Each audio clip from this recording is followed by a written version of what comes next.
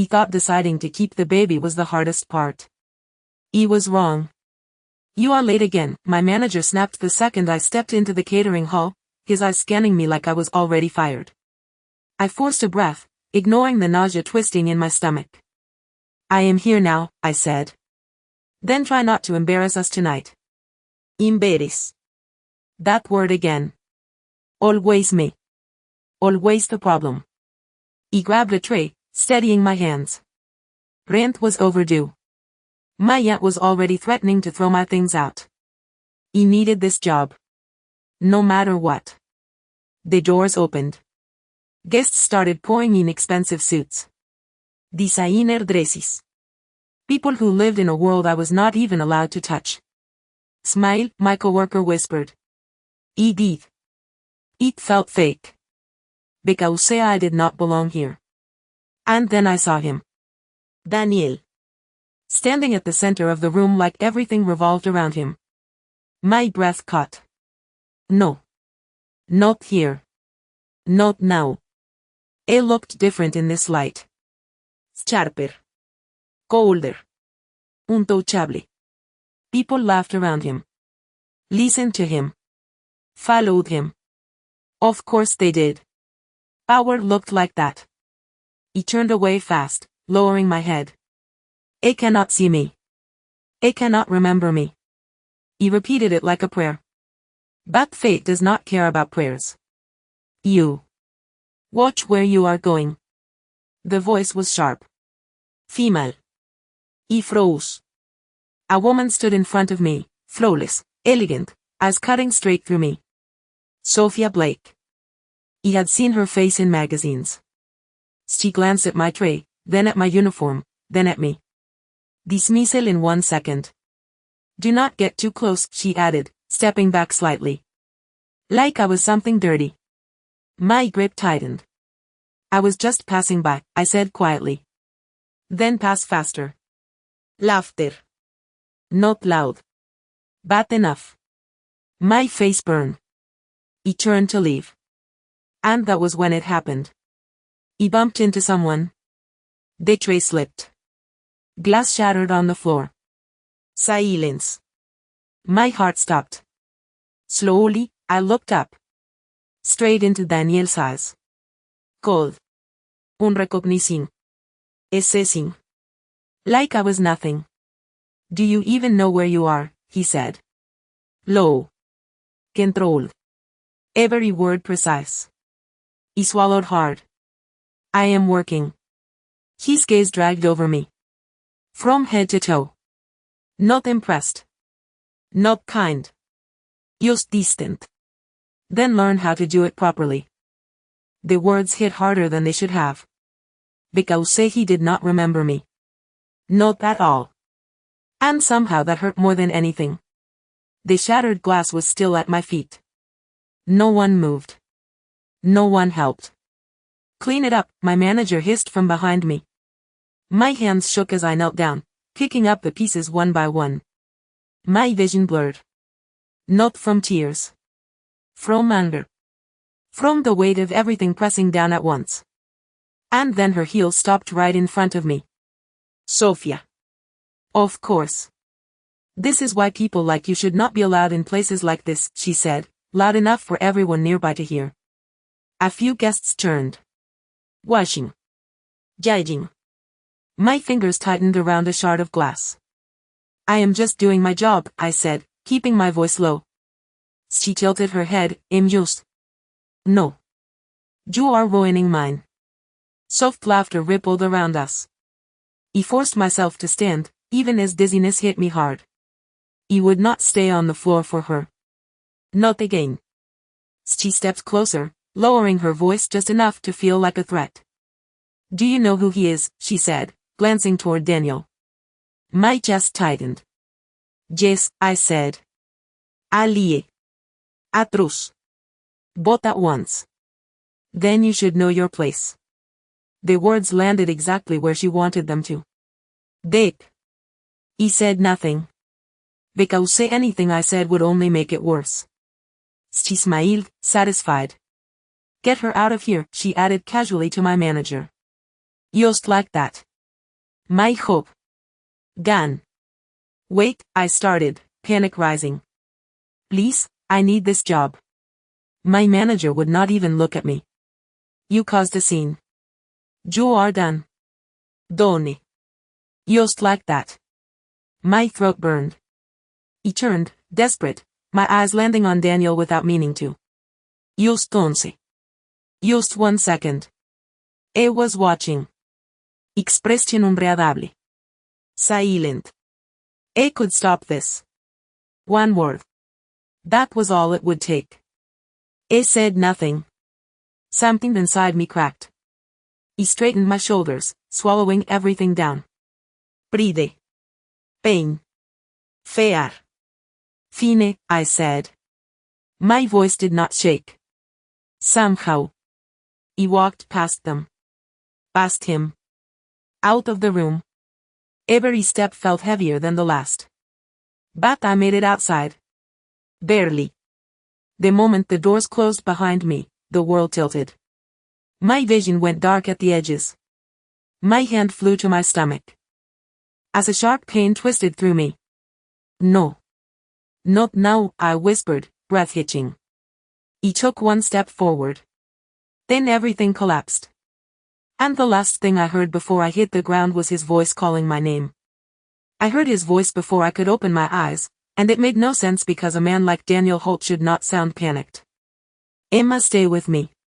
His hand was on my shoulder. Firm. Grounding. He tried to move. Fall. My body felt heavy. Brown. I am fine, I whispered. Allie. I did not buy it. You collapsed, he said, sharper now. You call that fine? He forced my eyes open. Lights above me. Brick. Clinical. Hospital. Again. Of course. My stomach twisted. Instinct. Heir. My hand moved there instantly. I noticed. Of course he did. His gaze followed the motion. Slowed. Focused. What is wrong? He asked. Not soft. Not yet. But something had changed. He shook my head. Nothing. Anoterlie. I leaned closer. Too close. Stop lying. The words landed hard. Control. Commanding. He looked away. Because if I met his eyes, I might break. A doctor walked in, flipping through a chart. She is stable, he said, not looking at me.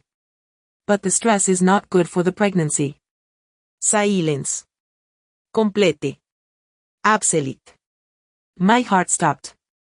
No. No, no, no, I sat up too fast. Wait, I started. Tolate. The word had already been said. Pregnancy. He felt it before I saw it. His attention snapped back to me. Sharp. Dangerous. Pregnancy, he repeated. One word. Heavy. Loaded. He could not breathe. It is not what you think, I said quickly. Too quickly. Round move. His eyes darkened. Calculating now. Every piece clicking into place. Then explain it, he said. No worms. No hesitation. Just pressure. He shook my head, backing away slightly. I do not owe you anything. That should have shut him down. He did not. If anything, it made him step closer. You collapsed outside my event, he said, voice low, controlled. After I saw you earlier. And now you are pregnant. Each word landed like a step forward, closing the distance. You think that is nothing? He stayed silent. Because say anything I said now would only make it worse. Estarit me. Long. Intense. Like he was searching for something he could not quite see yet. Then his jaw tightened. Decisión madre. I want the truth, he said. He swallowed hard. Because I could feel it. This moment. This shift. Once I said it, everything would change. And I was not ready. But I also knew I might not get a choice. I could feel the truth sitting right between us, and the worst part was that he was already starting to see it. Say it, Daniel said, his voice low, controlled, but there was something sharper underneath now. Suspicion. He shook my head. There is nothing to say. Lie. Weak. Obvious. His eyes narrowed. You collapse. You are pregnant. You refuse to explain. A stepped closer. And you expect me to believe that is a coincidence? My chest tightened. Believe whatever you want, I shot back. Defense. It was all I had left. A went still. Not come. Calculating. Dangerous. Fine, he said. Used one word. Cold. Final. That should have ended it. It did not. Because his next move was worse. It turned to the doctor. Run every test, he said. My heart dropped. What? It did not look at me. Full screening. Timeline included. The doctor hesitated. Sir, that may not be, do it, Daniel Cadin. No hesitation. No room for argument. Panic surged through me. He swung my legs off the bed, ignoring the dizziness. You cannot just, I can, he said, finally looking at me again. His gaze locked onto mine. Unyielding. And I will. The room felt smaller. Thinner. He hated him in that moment. Hated how easily he could take control. You think I am lying? He demanded. His expression did not change. I think you are hiding something. The words hit harder than I expected. Because he was right. But not in the way he thought. He clenched my fists. I am not your problem, I said. Then prove it, he shot back instantly. Silence fell between us. Heavy. Charred. He realized something then. This was not about concern. Not yet. This was about control. About making sure no one could use him. Including me. His jaw tightened slightly, like he had already made up his mind about what I was. Women have tried less to get my attention, he said flatly. That did it. Something inside me snapped. I am. Not one of them, I said, my voice shaking but loud enough to cut through the room. It did not flinch. Did not soften. Just watched me like I was a puzzle he intended to solve whether I liked it or not.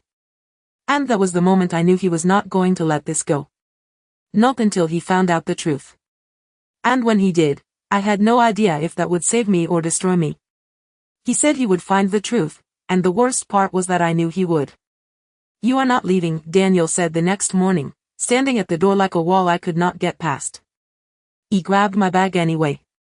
Watch me. He tried to step around him.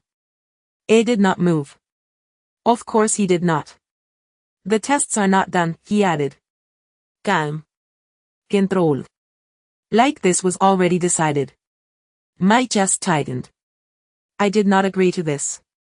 His gaze dropped briefly to my stomach, then back to my face. Sharp. Maturing. You do not get to pick and choose anymore. The words hit hard. He laughed. Bitter. I am not your responsibility. No, he said quietly. But you might be my problem. Silence. Heavy. Insulting. He clenched my jaw.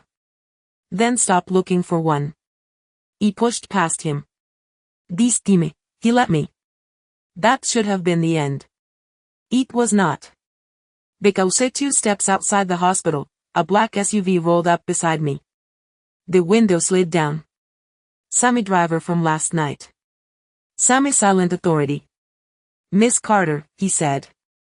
Heir Holt asked me to take you home. My stomach dropped. I did not ask for a ride. The driver did not argue. He said you would say that. Of course he did. My fingers tightened around my bag. Tell him no. He turned to walk away. The car did not move. It followed. Slow.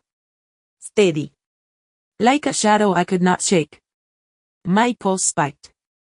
Control. This was control. Not help. He stopped, spinning around.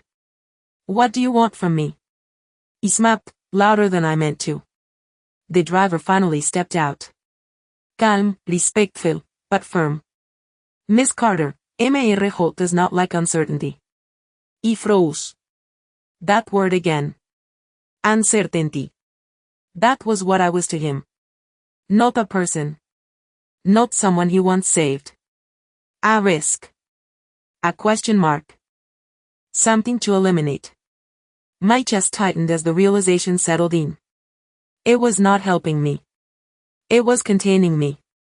He looked at the car, then back at the hospital behind me. Trapped either way. He exhaled slowly. Fine, I said, the word tasting like defeat. He got in because right now, I had no other choice. But as the door closed and the car started moving, I made one thing very clear in my mind. He might be in his world now. But I was not going to let him control what happened next. The moment the car stopped, I knew I was no longer in my world. Out, the driver said politely, opening the door to a place that looked nothing like anywhere I had ever been. A mansión. Of course. He stepped out slowly, my grip tightening on my bag. This was not help. This was control. And he was waiting for me inside. Daniel stood near the window, back straight, hands in his pockets like he owned everything in sight. Which he probably did. He did not turn when I walked in. You are late, he said calmly. My chest tightened. I did not agree to be here. That made him turn. Slowly. His eyes locked onto mine. Cold. Focused. You are here because I allow it, he said. The words hit hard. Exactly how he intended. He stepped forward anyway. Then I am leaving. He moved toward the door. He did not rush. Did not raise his voice. Try. Just that. One word. A challenge. He stopped. Not because I wanted to. Because I knew he meant it. My jaw clenched. What do you want? He demanded. No more games. No more guessing. His gaze dropped again. To my stomach. Then back up. The truth, he said. Is still the same answer. Is still the same pressure. He shook my head. You already decided what you think. His expression did not change. Then prove me wrong. Silence stretched between us. Heavy. He took a breath. Slow. Steady. This was it. I do not need anything from you, I said. Each word clear. Sharp. Final. Not your money. Not your help. Not your name. His eyes narrowed slightly. Fierce crack. Ismael. But there. He held his gaze. This baby is mine, I added. And I will raise it without you. That landed. He saw it. Not softness. Not emotion. Just calculation shifting. Recalculating. He stepped closer. Close enough that I had to tilt my head slightly to meet his eyes. You are making a mistake, he said quietly. No, I said. My voice did not shake this time. I am making a choice. Another silence. Long hair. He studied me like I was something he had not expected. Then his jaw tightened.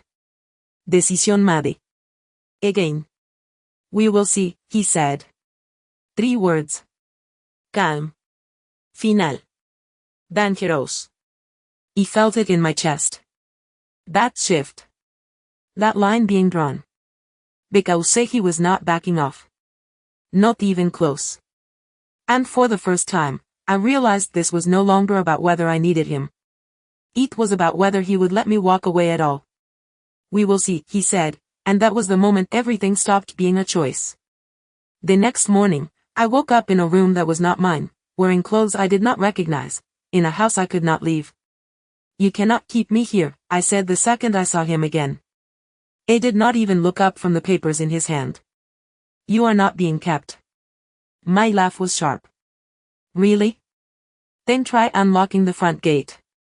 That made him pause. Just for a second. Then he set the papers down and finally looked at me. Calm. Control. Dangerous. The results will be here soon, he said. My stomach dropped. What results? He already knew. He just did not want to hear him say it. His gas held me. Unflinching. Paternity test. The words hit like a punch. He shook my head instantly. No, I never agreed to that.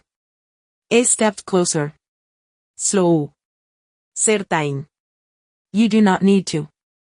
My chest tightened. You think I am lying that badly? He demanded. His expression did not change. I think facts are more reliable than words. Silence. Heavy. He felt it then. They shift. This was no longer about suspicion. This was about proof.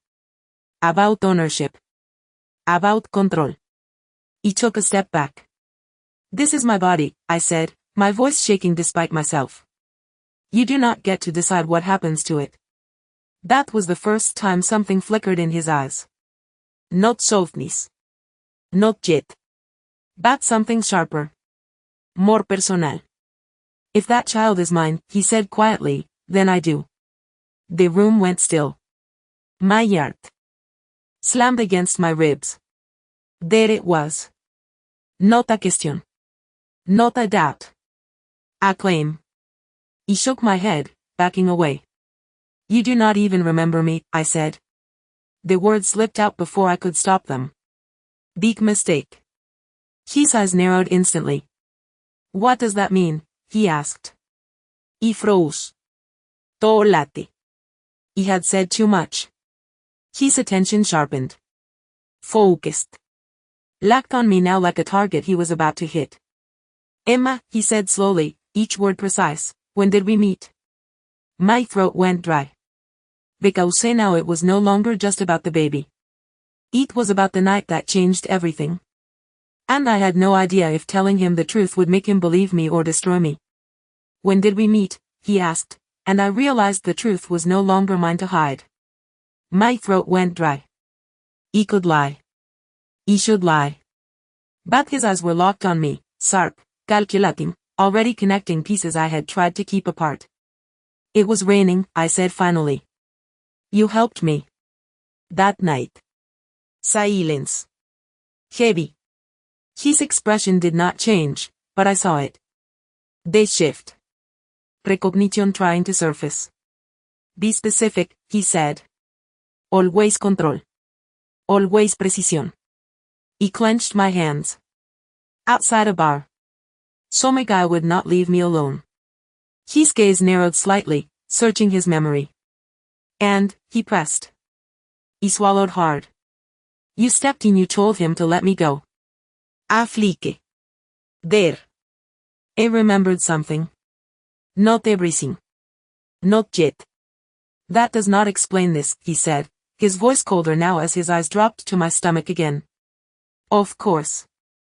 Because for him, the past only mattered if it led to proof. My chest tightened. I stayed, I said. The words felt heavy. Dangerous. After that. He stayed with you. That landed. Harder than anything else. His entire posture shifted. Not softer. Tighter. Controlled in a different way now. Stayed, he repeated slowly. Like testing the word. Like measuring the implication. He nodded once. That was all I could manage. Silence stretched. Seek. Charried. He turned away slightly, running a hand through his hair like he was forcing himself to think instead of react. That was new. For the first time, he was not fully in control. But it did not last. It never did. When he looked back at me, the cold was back. Stronger. Reinforced. Convenient, he said flatly. The word cut deeper than anything Sophia had ever said. He flinched before I could stop myself. You think I made this up? He demanded. His expression did not change. I think you are telling me just enough to make this believable. The air left my lungs. There it was. Not doubt. Not confusion. Judgment. Already decided. He shook my head, anger rising fast now. I do not need to convince you of anything. You do, he said immediately. If you expect me to believe that child is mine. Silence. Then I laughed. Sort. Bitter. Believe whatever you want. He turned away, Donnie. Donnie explaining. Donnie defending. But his voice stopped me before I reached the door. Calm. Final. The test results arrive tomorrow. My heart dropped. He did not turn back. He did not need to. Because I could already feel it. That moment coming. The one I could not control. The one that would decide everything. And I had no idea if I was ready to face what happened when he finally saw the truth. The next morning felt like a countdown I could not stop, and every second made it harder to breathe. He did not eat. He did not sit. He paced the room like a trapped animal, waiting for something I could not control. Miss Carter, you should rest, one of the staff said softly. He laughed under my breath. Rest? Tell that to your boss. Because this was not rest. This was waiting to be judged. The door opened. My body went still before I even saw him. Daniel walked in, expression unreadable, a folder in his hand. That was it. My heart dropped straight to my stomach. So? He asked before I could stop myself. My voice came out sharper than I intended. He did not answer right away. Of course he did not. He never gave anything easily. He set the folder down on the table between us. Deliberate. Controlled. You seem nervous, he said calmly. He clenched my jaw. Just open it. Silence stretched. Heavy. He studied me for a second longer, like he was trying to catch something in my reaction. Then he flipped the folder open. My chest tightened so hard it hurt. His eyes moved across the page. 11. Twice. And then he stopped. Still. Completely. Still.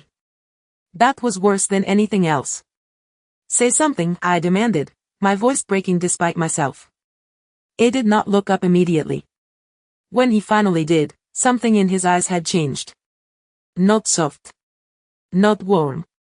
But no longer dismissive. It is confirmed, he said. Used 4 words. Quiet. Final. My legs felt weak.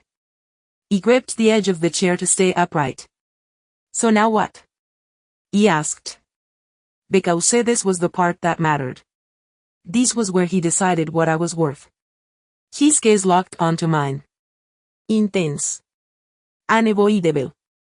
No, he said slowly, you are not going anywhere. The words sent a chill down my spine. Not relief. Not safety. Something else. Something heavier. Because that was not a question. It was a decision. A claim. He shook my head instinctively. You cannot force me to stay. His expression did not change. If anything, it hardened. Watch me, he said quietly. And in that moment, I realized the test did not just confirm the baby. It changed the rules completely. Because now I was no longer just a problem he wanted to solve. It was something he intended to keep. You are not going anywhere, he said, and I felt something inside me snap before I could stop it. You do not get to decide that, I shot back instantly, my voice sharper than ever. He stepped away from the table, putting distance between us like it could protect me. This is my life. My baby. Not yours to control. His gaze did not waver. Not even a flicker. You are wrong, he said calmly. That calm was worse than anger. Always worse. He shook my head, backing toward the door. No. You are used to people listening to you. I am not one of them. He turned, reaching for the handle. Distime, I did not hesitate. He pulled it open. Or tried to. It did not move. My stomach dropped. Slowly, I turned back. He had not moved. Had not raised his voice. But of course the door was locked. Of course it was. You locked me in. He demanded, anger rising fast enough to burn. His expression hardened just slightly. I secured the situation. The words hit like ice. I am not a situation, I snapped. I am a person. Silence stretched between us. Then he stepped closer. Not rushing. Never rushing. Just. Closing the space until I could feel the pressure of his presence. You are carrying my child, he said quietly. That makes you my responsibility. I did not ask for that, I fired back. And I do not want it. That landed. He saw it. A shift. Esmal. Control. Bat real. His jaw tightened. That is not how this works. The air felt heavier. Harder to breathe. He clenched my fists. Then explain it to me, I said, forcing my voice steady. Because from where I am standing, it looks like you think you can own me. His eyes darkened at that. Not denial. Not agreement. Something more dangerous. I do not own you, he said slowly. But I will protect what is mine. There it was again. Not a question. A claim. My heart pounded, not from fear alone anymore. From anger. From something else I did not want to name. I am not staying here, I said. Final. He studied me for a long second. Then reached into his jacket and pulled out a document, placing it on the table between us. You are, he said calmly, unless you prefer the alternative. My chest tightened. What alternative? He held my gaze. Blinking. Sign the contract, or I take this public. Silence. Absolute. My blood ran cold. Because I understood exactly what he meant. And suddenly this was no longer just about us.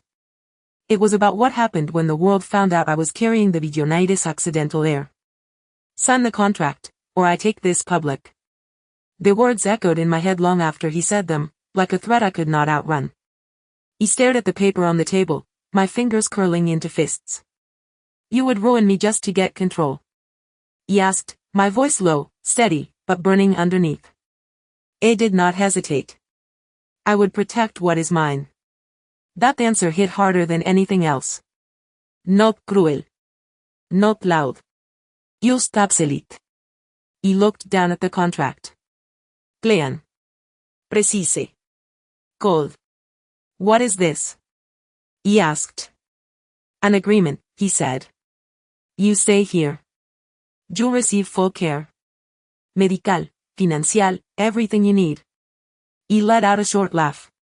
And in return, his eyes locked onto mine. You do not disappear with my child. Silence fell. Heavy. He shook my head slowly. So this is not about me at all. It never. Was, he said. The anististan. Sarp. Clean. He swallowed it down. And what happens after? He asked. After the baby is born. It paused. Just for a second. Then his voice returned to that same controlled tone.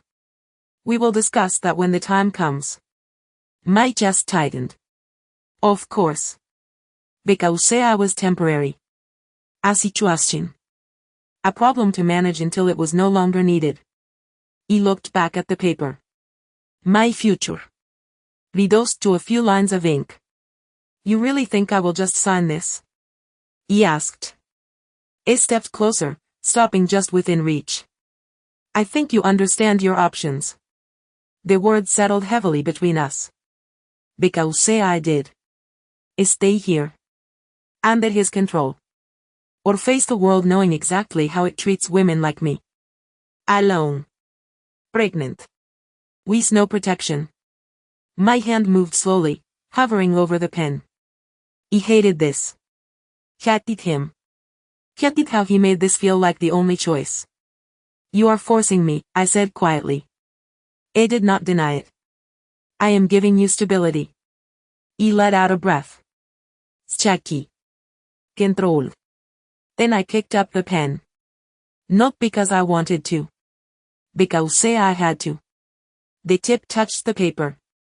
And in that moment, I knew this was the point of no return.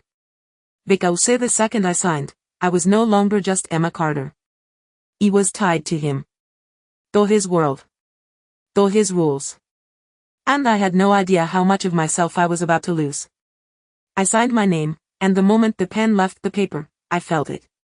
Something invisible locking into place. Good, Daniel said, his voice calm, like this had always been inevitable. He dropped the pen immediately, like it burned.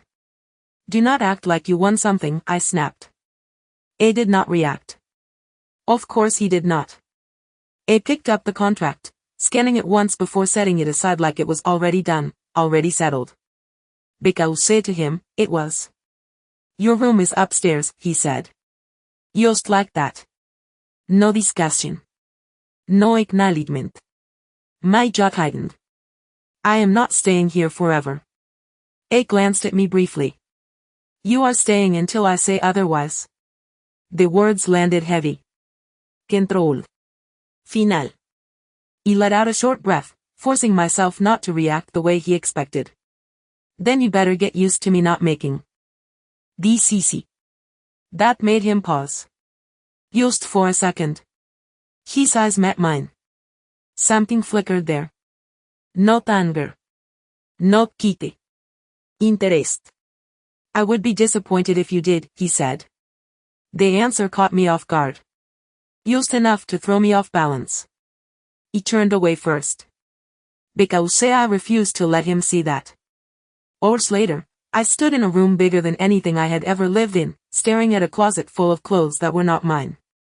Miss Carter, Heir Holt arranged these for you, the staff member said gently. He nodded without looking at her. Of course he did. Everything here had his touch. His control. His rules. He walked to the window, staring out at a world that felt farther away than ever. This was supposed to be stability. Safety. But it felt like a cage. A very expensive one. A knock came at the door. Before I could answer, it opened. Of course. Daniel stepped in like he owned the space. Because he did. There is a dinner tonight, he said. You will attend? He turned slowly. That was not part of the deal. His gaze sharpened slightly. You are part of my life now. That includes appearances. My chest tightened. Appearances? I held my gaze. Blinking.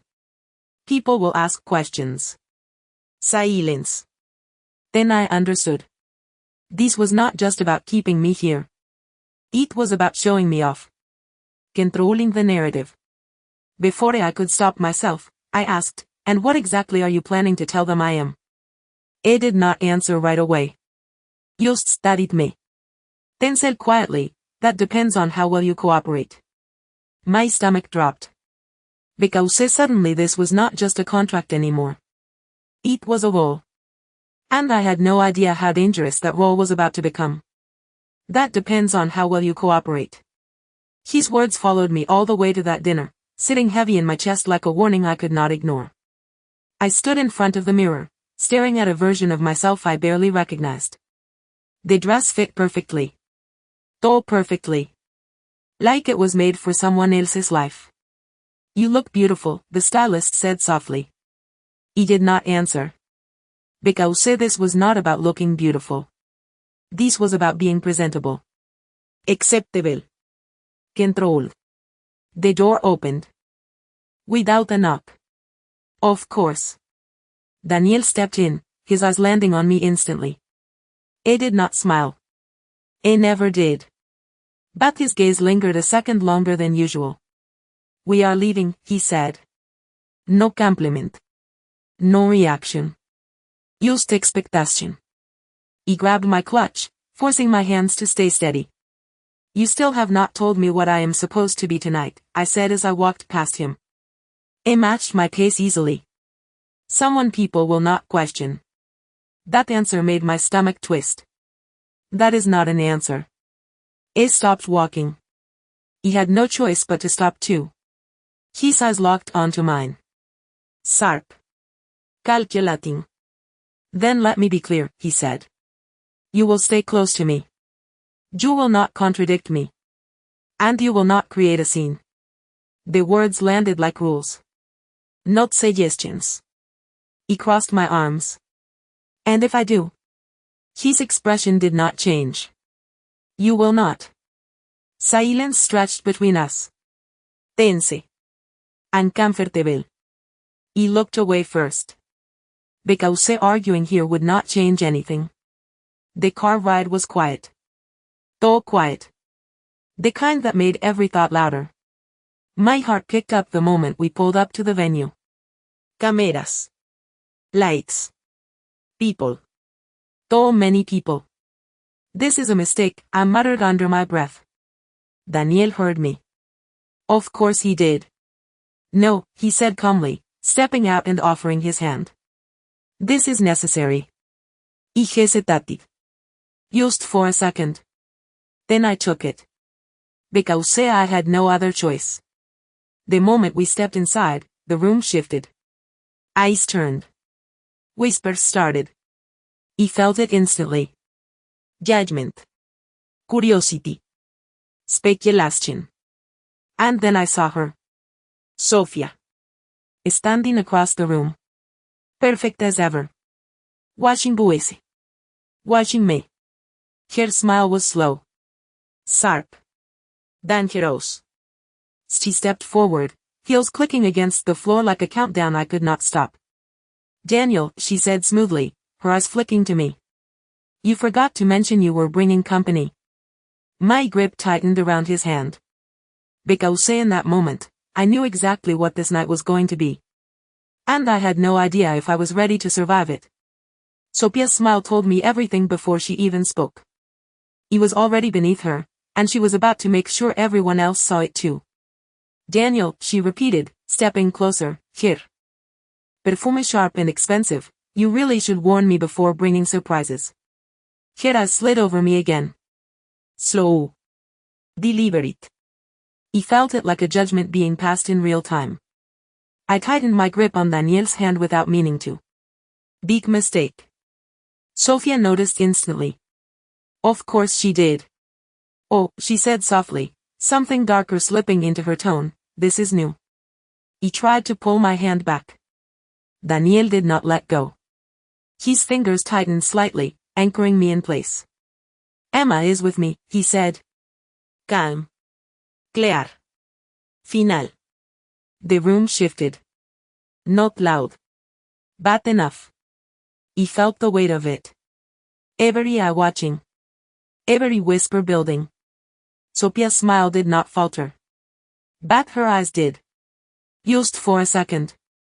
With you, she echoed. Light. Curious. Dangerous. Since when? Daniel did not hesitate. Since now. The words landed like a line being drawn. He felt it in my chest. Sharp. Immediate.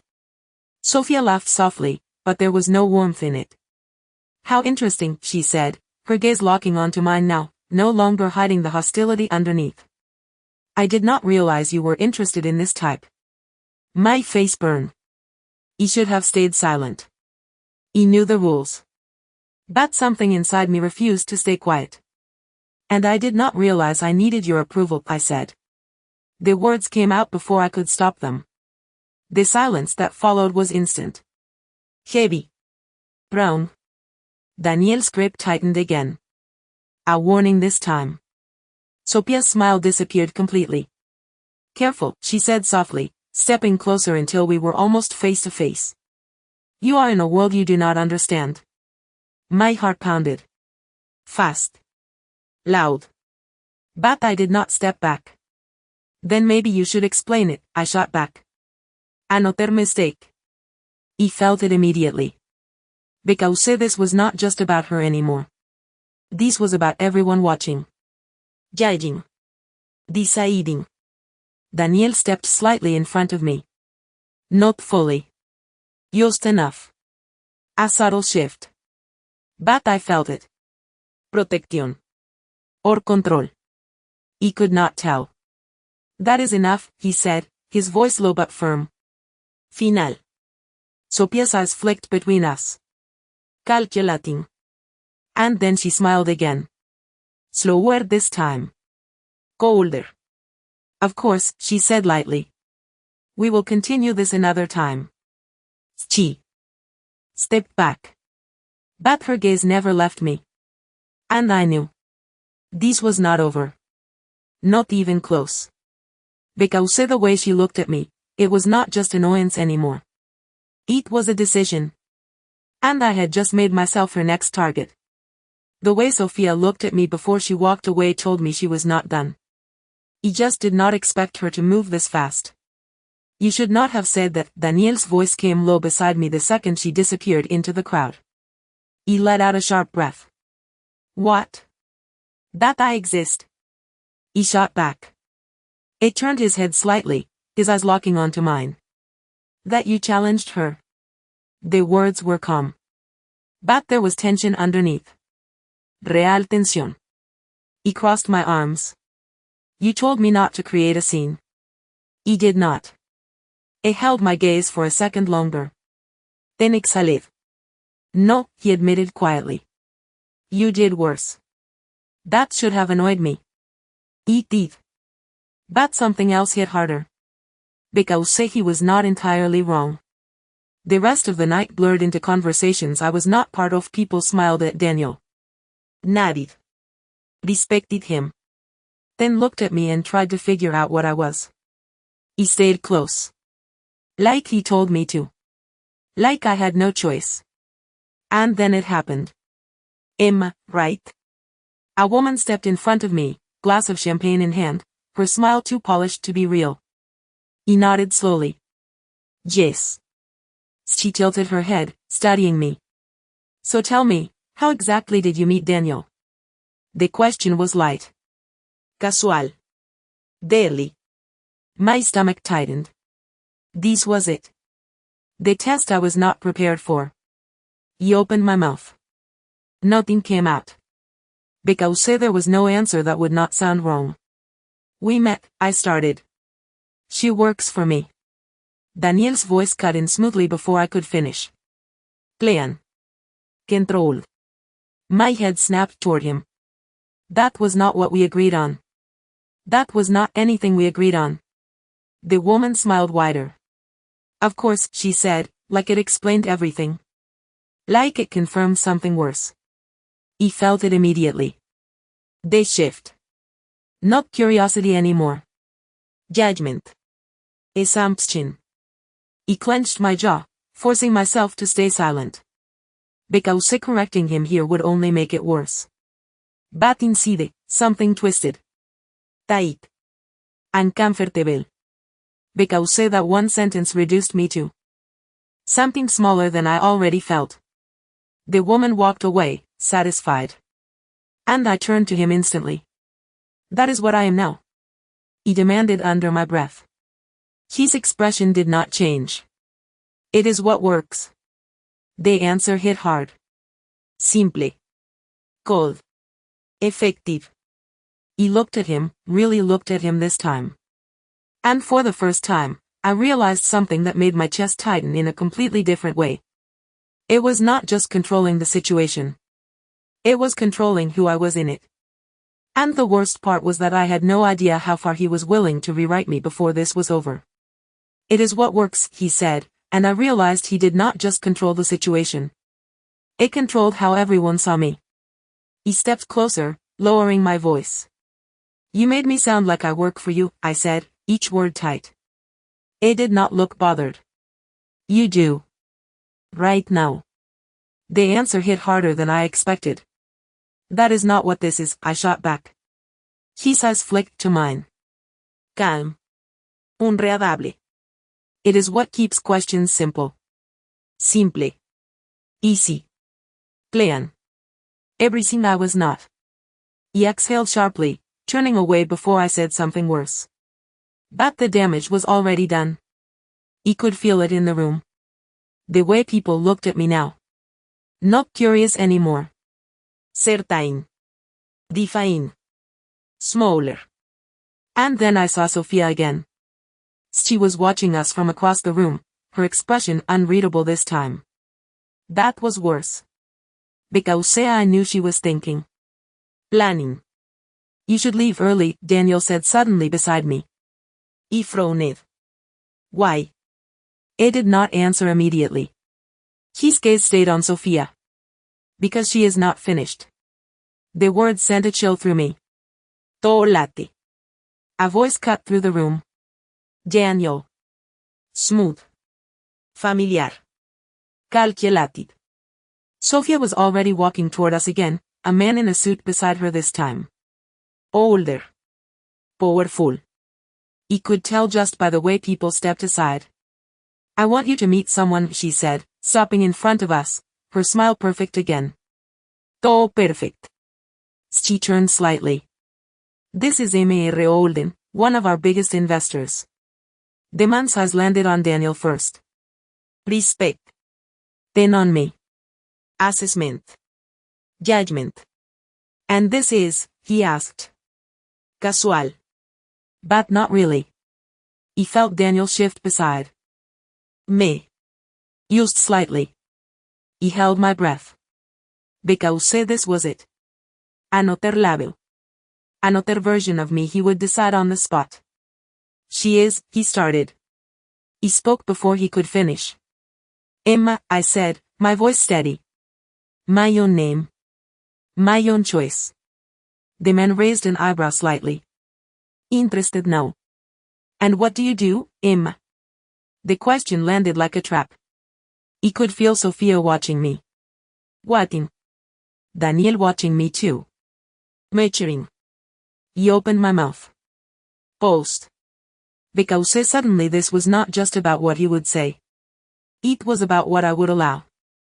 And I had no idea which answer would protect me or destroy everything faster. Emma, Daniel said softly, his tone cold but not without purpose. Heir Holden is asking you a question. My heart skipped a beat. I swallowed hard, feeling every pair of eyes in the room on me, sizing me up.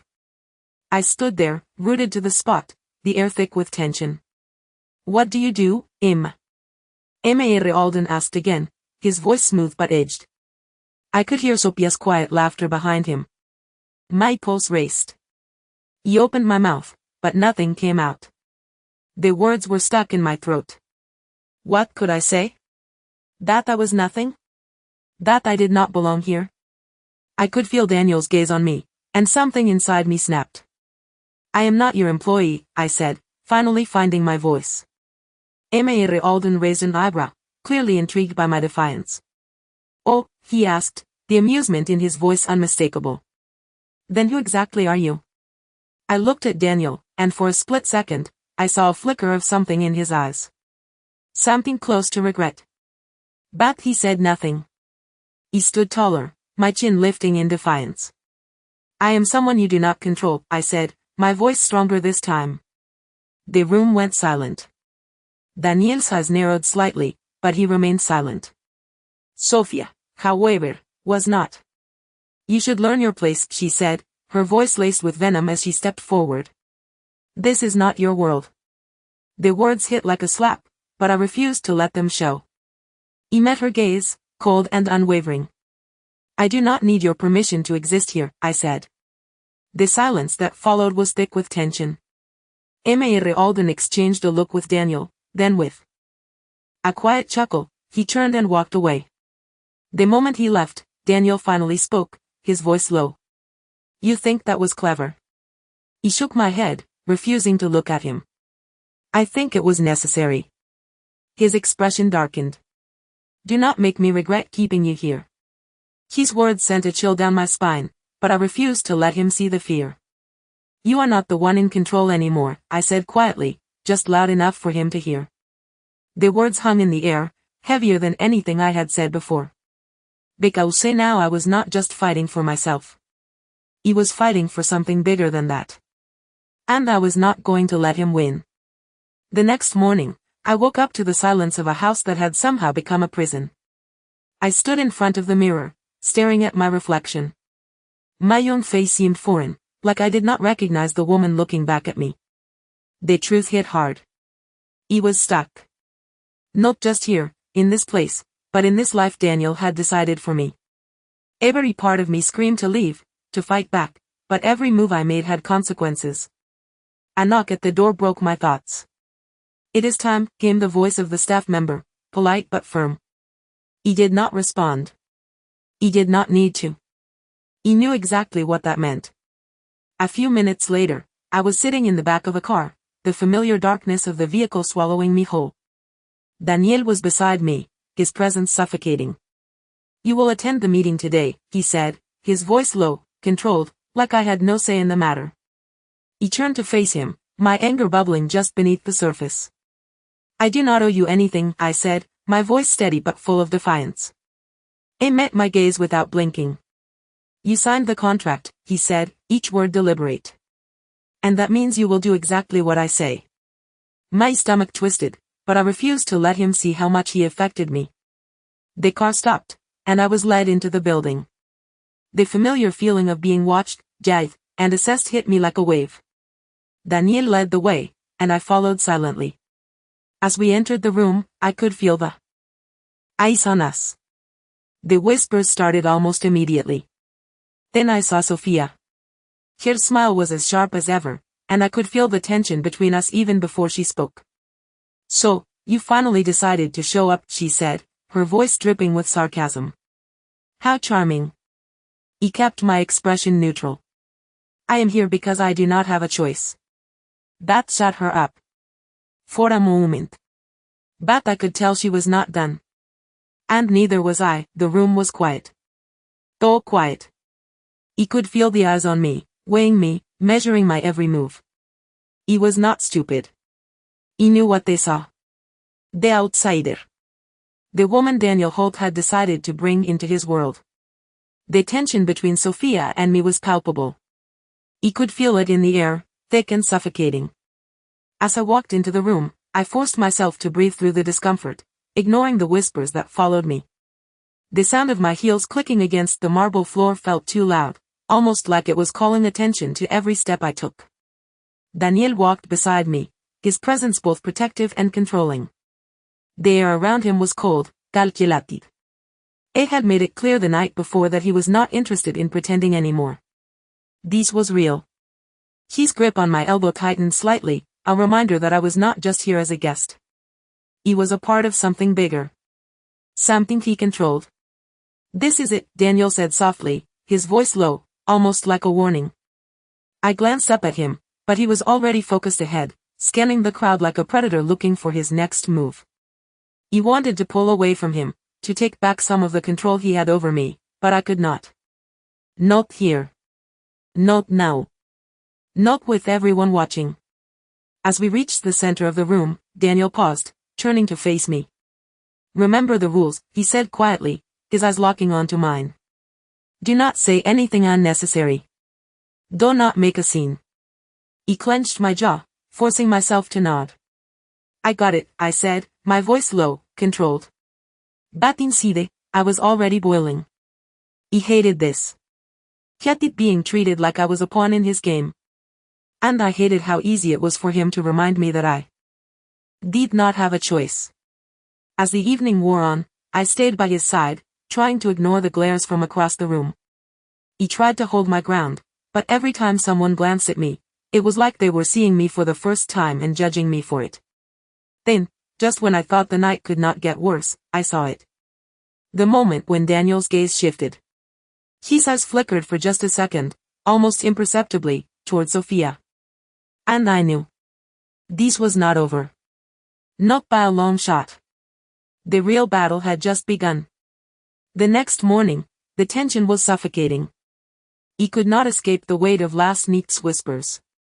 It lingered in the air, pressing down on me as if the world was trying to make me feel smaller, less important. And Daniel? It was the cause of it all. He had not signed up for any of this, And yet here I was, forced into a game I did not understand. I walked down the hall to find him, my footsteps echoing in the vast emptiness of the house. When I finally found him in his study, he looked up from his work, his eyes sharp, calculating. "We need to talk," I said, trying to keep my voice steady. He did not say anything right away. He just stared at me, assessing me like I was some puzzle he had not solved yet. He crossed my arms, forcing myself to stay composed. "What are we doing here, Daniel?" he asked, my voice trembling despite my best efforts. He leaned back in his chair, still silent for a moment. The air between us crackled with tension. "We are doing exactly what we need to do," he replied, his tone flat. He took a step closer. "And that is what?" "You controlling me, deciding everything for me, like I do not even have a say." His eyes hardened, but he did not answer. His silence felt like a wall, one I could not break through. "I do not belong in this world," I said, the words coming out more desperate than I intended. "And you are treating me like I have no choice but to be here." He stood up, his height imposing. "You think you do not have a choice?" he asked, stepping toward me slowly, each word deliberate. "You think you can just walk away from this? From me?" My heart raced. He wanted to push him away. Don't tell him I did not care. But the truth was, I was trapped. He was right. He could not walk away. "Not now." "I am not your prisoner," I said, my voice trembling with anger and fear. He smiled, but there was no warmth in it. "No. But you are mine." That was the moment I realized it. He was not just trapped in his world. He was trapped by him. And I had no idea how far he was willing to go to keep me there. The tension in the room was unbearable. I was still standing there, barely able to keep my composure after Daniel's words. "You are mine." The words echoed in my mind, each one sinking deeper until they lodged themselves somewhere I could not ignore. I clenched my fists, trying to fight back the sting of anger and helplessness that rose in my chest. I was not going to let him control me. "Not like this. You do not get to decide that," I shot back, my voice shaking with the force of my defiance. His eyes, however, did not soften. Instead, they sharpened, narrowing slightly as he stepped closer, the air between us thickening with a dangerous intensity. "You are already in this," he said quietly, his voice low but firm. "You signed the contract. You made your choice." He wanted to tell him he was wrong. He wanted to yell, to scream that I never signed up for any of this. But I knew deep down that he was right. Every move I made had led me here, whether I liked it or not. "You think I am trapped," I spat, my anger flaring. "But I am not. You still have a choice." His expression remained impassive, but I saw a flicker of something behind his eyes. Was it frustration? Or amusement? He crossed his arms, and for a moment, we just stood there in silence, the weight of the moment hanging between us. "The only thing you have left is how you play this," he said, his voice now tinged with something colder. "You can fight me, or you can accept it." He felt my heart race in my chest, the uncertainty gnawing at me. He was not ready to give. Not yet. But I was running out of options. "I will not let you control me," I said, the words barely above a whisper, but they carried enough weight to make Daniel pause. For a fleeting second, I saw a change in his eyes. Something softer. Maybe even regret. But before I could make sense of it, the moment was gone. He turned away, walking toward the door, and then, without looking back, he spoke. "We will see how long you can keep that up." His words hit like a final warning. He did not know if I was strong enough to keep fighting this battle. But I knew one thing. There was no turning back now. The next few days passed in a blur of silence and tension. He was not sure what I expected from Daniel, but it was not this.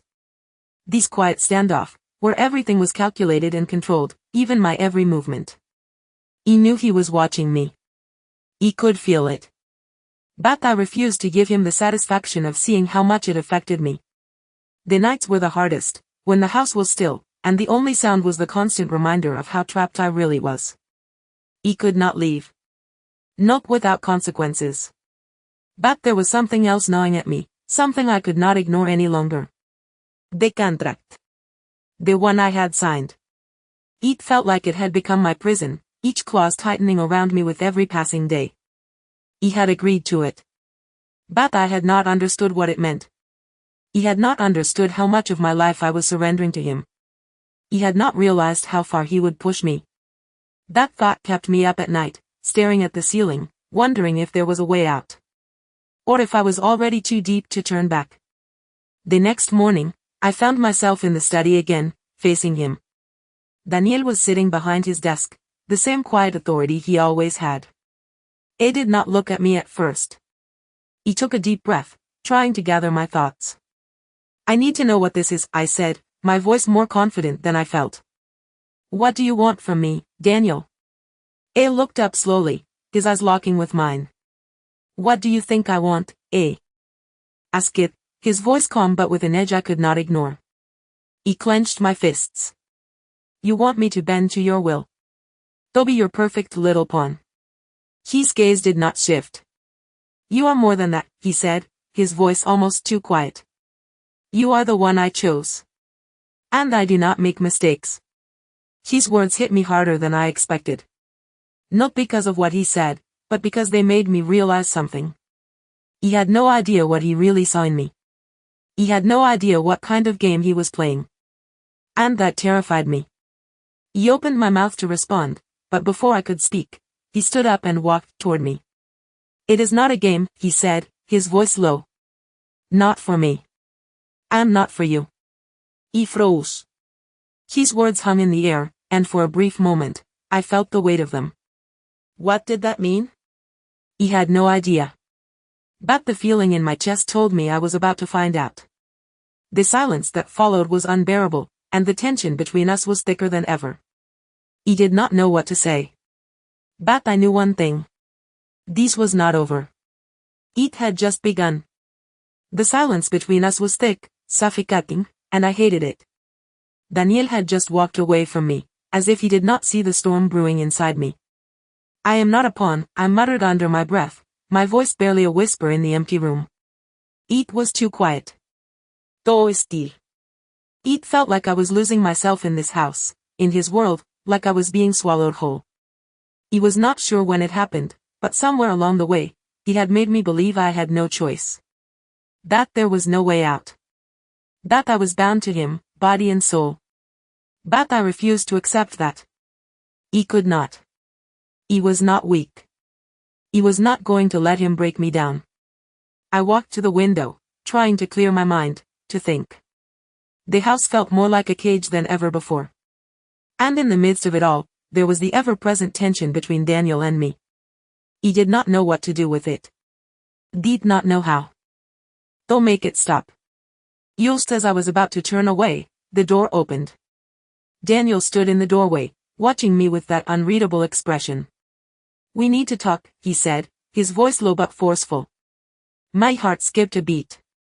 He did not want to talk to him. Not like this. Not when everything felt like it was falling apart.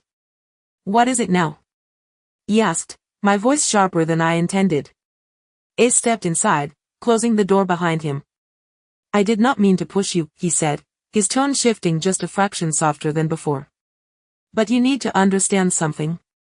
He met his gaze, trying to keep my composure, trying not to let him see how much I was hurting. What is it? He asked again, more calmly this time. This is not about control, he said, his eyes never leaving mine. It is about you trusting me. His words struck me hard. He opened my mouth, but nothing came out. He did not know how to respond. Did not know if I could. He was not sure I trusted him anymore. Not after everything. But something in his eyes, something in the way he said it, made me hesitate. I do not trust you, I finally said, my voice barely above a whisper. He nodded slowly, like he had been expecting that answer. Then we have a problem, he said. The words hung in the air between us, and for the first time in a long while, I felt like I was at a crossroads. He did not know what would happen next. But I knew I could not back down. Not anymore. The tension between Daniel and me was thick, more suffocating than ever before. The quiet hung in the air, heavy with unspoken words, as I tried to process everything he had just said. We have a problem, he had told me. A problem. The words felt like a weight on my chest, heavier than any physical burden I had carried. I stared at him, trying to find the right words, but nothing seemed enough. You do not get it, do you? He finally said, my voice shaking despite my best efforts to keep control. His gaze was steady, unflinching. I understand more than you think, he replied, his tone cool, but there was something else beneath it. Something colder. Then why do you keep pushing me? He asked, frustration building with every passing second. Why do you make it so hard to trust you? Daniel took a step forward, closing the distance between us. Because you do not trust me, he said, his words sharp, like a challenge. And that is something I cannot fix for you. You have to choose. I blinked, thrown by his honesty. Choose. He repeated, trying to catch my breath. What do you mean, choose? A reached out, placing a hand on the table between us, his fingers brushing lightly against mine. You have a choice, he said, his voice low, almost gentle, but the tension in his eyes remained. You can either fight me, or you can let me in. My heart raced as I felt his words sink into me, like they were rewriting everything I thought I knew. I do not want to let you in, I whispered, more to myself than to him. A did not move. Did not flinch. But you will, he said, his eyes darkening. Because you have no other choice. His words hit harder than any physical blow. He wanted to push him away. To scream, to run. But I knew, deep down, he was right. There was no running from this anymore. He was already too far gone. I hate this, I said, barely a whisper. A looked at me, his expression unreadable. I know, he replied softly. But it is not about what you hate. It is about what you need. And in that moment, I realized I did not know what I needed anymore. And that terrified me. The tension in the room was unbearable. He could feel the walls closing in around me, the air growing thick with unsaid words. Daniel's presence was suffocating, yet strangely magnetic. He wanted to run. But every part of me screamed to stay. You do not get it, do you? He finally spoke, my voice trembling with the weight of everything I had kept bottled inside. Daniel was standing across the room, his back straight, watching me with those unreadable eyes. You think I am just here because you say so, but I am not. He will not just bend to your will, I said, barely able to keep my voice from cracking. A did not flinch, did not even blink. You are not bending. A replied quietly. You are just choosing to accept what has already been decided. The words hit harder than I thought they would. He opened my mouth to argue, but nothing came out. Because deep down, I knew he was right. He had already chosen. But I had to remind myself I was not weak. He was not his to control. You cannot control me, I said, my voice shaking but firm. I am not yours to command. A stepped closer, slowly, like a predator closing in on prey. But you are, he said, his voice low, calm, dangerous. My heart raced as his proximity swallowed me. I do not belong to you, I whispered, more to myself than to him. His lips curled slightly. Not yet. But you will. He stepped back, my chest tight, a new wave of fear washing over me. The way he said it. So sure. So final. You are wrong, I said, my breath shallow. I will not be yours. But his eyes, those piercing eyes, held mine like a vice. We will see about that, he said. And in that moment, I realized something that sent chills down my spine. The real battle was only just beginning. And I did not know if I could win. The tension between Daniel and me had never felt more palpable than it did right then. After everything that had been said, everything that had happened, I was left standing there, feeling more lost than ever. He had tried to fight it. He had tried to hold on to the small pieces of myself that had not been swallowed by him, by this life. But the way he looked at me now, his gaze cold, unwavering, made me question everything. You cannot do this, I whispered, barely believing the words even as they left my lips. But his expression did not change. It was like I had said nothing at all. You are mine, Emma, he repeated slowly, stepping toward me with each word. And I will not let you go. His voice was low, controlled, but it hit me like a wave of ice-cold water. The realization that I was trapped, that no matter how much I fought, he had me cornered, sent panic rushing through me. I backed away, my heart pounding in my chest, my mind screaming for a way out. I not belong to you, I said, trying to sound confident, but the truth was I was not sure anymore. His eyes flickered briefly, something soft crossing them before the mask went back in place. You do not have to belong to me, he said, his voice softer now, but there was something in the way he said it, something that made me feel like I did not have a choice. You already do. I could feel the walls closing in around me again. De sufocación. De panique. I was right. I had no choice. I had already signed that damn contract. I had already given him a part of me I could not take back. I am not your property, I said, but my words felt hollow, like I was just repeating something I did not believe. I reached out, his hand brushing mine, and for a moment, everything inside me stilled. You will see, Emma, he said softly. You are stronger than you think. And I will make sure you understand what that means.